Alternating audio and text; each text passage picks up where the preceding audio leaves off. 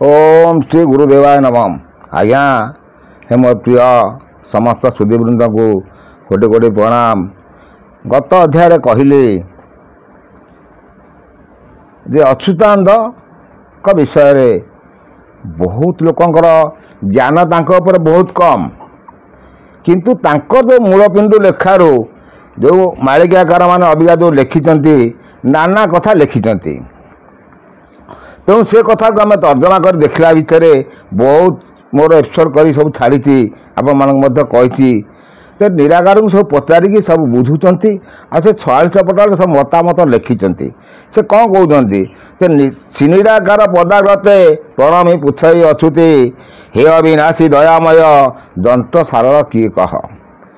से कहते हे अविनाशी ब्रह्म, से अविनाशी दयामय को कहते हे दयामय हे प्रभु तमें सब कुह। से कौन कहते जे विराट दंत ठारू आउ बड़ अच्छी किए महाबाहु जे तो बड़ बड़ दंत मान सब कर बड़ किए अच्छी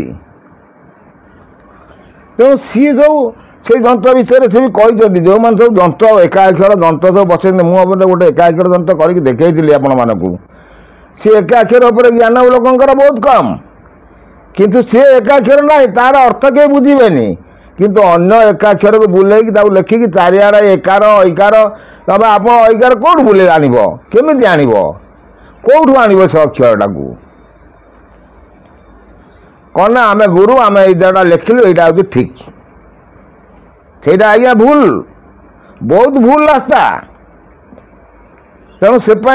समस्ते कहते आपण मान भी मुझे देखे आसली कालिया बोधा गुरुक्षेत्र तांकर से जो बाबा अच्छा बाबा मतामत नहीं गोटे कैसेट कर छाड़ी से बाबा भी सही कथा कहले जहाँ कि कालिया बजार हवा कथा थिला सब हो जाइए किंतु एमाने कहते कौन ना आग को हम अरे आग को कौन हम अभी कौन सरकारी कल भांगी ना तुम राजुरा शासन करदेव अबिका ये कहते कल्की ठाकुर जे कल्की ठाकुर कहते से राजुरा शासन कर कि प्रथम प्रश्न यदि एत दम अच्छी ताले भारत गोहत्या बंद कर देखाओ आम जाना तुम साधु साधिच तुम हिंदू सनातन धर्म बोली कौच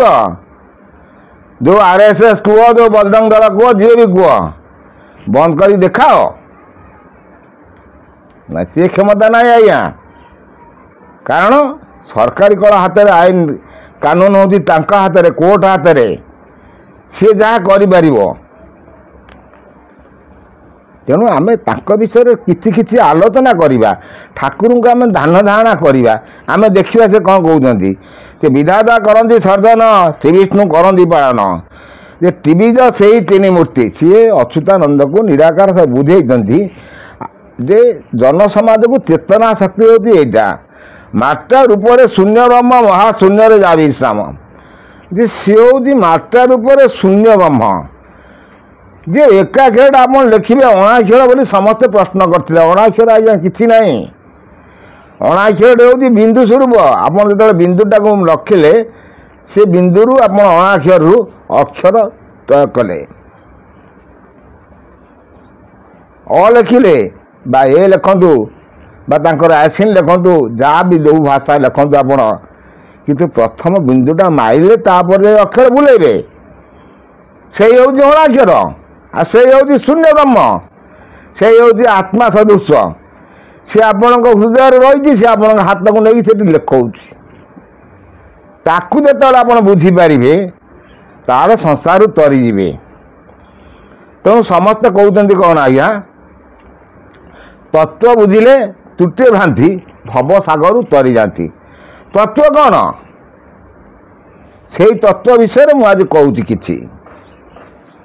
तत्व हूँ से आज्ञा अणाक्षर तत्व से अणाक्षर तत्व जो आप बुझीपारे जानीपारे जे नहीं सी ब्रह्म मो देह प्रवेश अच्छी आ मो शरीर से यातायात करुच्ची से जहाँ कहूँ मुझे करुच्ची ता नुह से दुईटा रास्ता रखी आज्ञा गोटे पुण्य रास्ता गोटे पाप रास्ता तेणु आप जो रास्ता जीवे पाप कर्म गले से पाप कर्म जावाई से मना करनी तुम्हें पाप कर तुम्हें ही भोग କାରଣ ସିଏ ଆତ୍ମା ସ୍ୱରୂପରେ ରହିଲା, ପରମାତ୍ମା ସ୍ୱରୂପରେ ସେ ଆପଣଙ୍କ ଶରୀରରେ ରହିଲା, କିନ୍ତୁ ସିଏ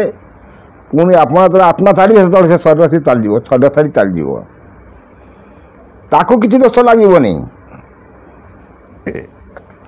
ଏସବୁ ସୁନ୍ଦର ସୁନ୍ଦର ତଥ୍ୟ ଅଛି, ଆପଣମାନଙ୍କୁ ଯଦି ଶୁଣିବାକୁ ଭଲ ଲାଗେ ମୋର ଏଇ ଚ୍ୟାନେଲ୍ ମାଧ୍ୟମକୁ ଆସିଲେ ବହୁତ ଜ୍ଞାନବାଣୀ ପାଇବେ।